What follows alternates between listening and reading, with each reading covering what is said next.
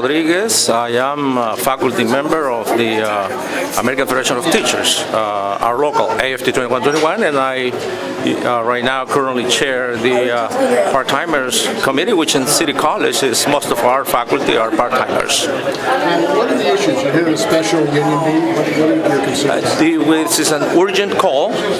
We've been called for our union leadership because right now the cuts are decimating our college.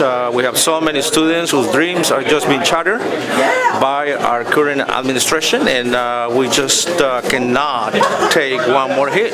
We've been getting hit after hit for the last 3 years. We have lost more than 400 faculty brothers and sisters who now actually some of them do not even have health care. And I can tell you right now a few cases in which our faculty brothers and sisters are really, really very sick and they can't afford their health care because they don't have it. So do you have trust in Rocha to deal with this thing? If you can put this here, because right now there is plenty of support, I will tell you probably without hesitating that a good 80-90% of faculty members would like to see this guy out. But I'll tell you something, he didn't hire himself. He didn't say, okay, I'm going to come over here, and he forced his way in. No.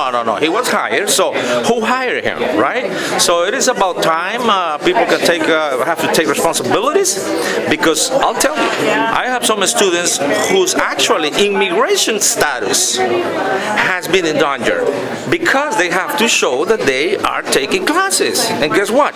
Some of those classes have been cut. What? I'm going to ask you something. How can you have that in the richest city, in the world richest city, which is in the world richest region, because we are in what is called what? You know, this is the place where Facebook was born, Yahoo was born, and so on and on and on. So we are a place where we have the most billionaires and now trillionaires than any part of the world. And you're gonna tell me that we don't have enough money to cover the classes, which is, by the way, it's a right that all of us have, all of our students have. So no money for that, but yes, there is money. You know, let me just tell you something quick, because I know there is not enough time. Our current CEO, okay, this guy right here, our current CEO makes more money than several CEOs combined that I have looked into of Walmart. So what do you tell me about that? So is it there is something going on, and this is why this meeting is going to take place here in a few minutes, because faculty have said enough is enough. Rocha is out, and guess what? Next step, we have to strike back by any means necessary. Somebody told me this morning, my friend who can't even afford her pills because her health care has been cut, and she was a part-timer, and guess what? She's been in City College for more than the time I have been here, 27 years.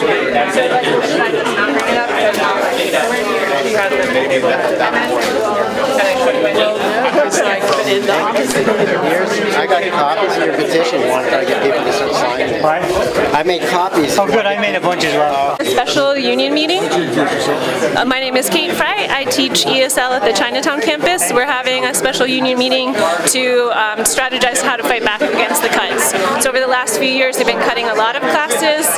Last November, last-minute classes. They already announced the schedule for summer school.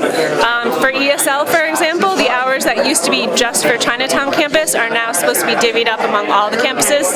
So large cuts. So we're trying to get together to just like share expertise, share ideas, and make a plan to fight back. So I'm going to get inside. You know, we've just been facing cut after cuts after cuts, semester after semester after semester, and we're facing the most drastic ones now. You know, they came down last November, the 300 classes, and now we're facing a summer schedule that's cut to by 40%. the next year, academic year, it's cut almost 20%. So it's like we've got to do something now. We can't wait until we get supplemental funding from maybe a chef or schools and community first, which we're hoping will pass. But we've got to do something now. My name is Wind Kaufman, and I'm an engineering instructor here at City College of San Francisco and vice president of AFT 2121. We're fighting back against the cutbacks. I'm Bill Shields from Labor and Community Studies. We're here to continue to build a powerful coalition to fight against the attacks on City College. Rocha, do you think we should? I think it may be time to get a new chancellor. I think that might be helpful. And community studies, labor studies, are you saying that the future is in danger? Oh yeah, I mean the future will be bright if we get proper funding, which our students deserve because they're working people, pay taxes, and they should have these taxes available for the classes and education that they need. Well, I'm Mike Kimball. I'm an AFT member, but the instructor here at City College for 20 years part-time, and there are a lot of reasons I can think of to remove Rocha from the chancellorship. The story would be about probably an hour long. Basically, incompetence and planned manipulation of both statistics, membership, pitting union members against union members, nepotism on the Board of Trustees, failure in pretty much any support of both student and faculty improvements in the college. Just, I don't even know, you could go for miles. The guy just needs to go. On top of which, his credentials are pretty suspicious from where he came from, being voted no confidence twice, and the fact that, everybody that wins has a lot more income than I do, let me put it that way, and everybody that loses is either my student, a part-timer, or a faculty, with anything he's decided. So, time to go. Okay, great. Thank you.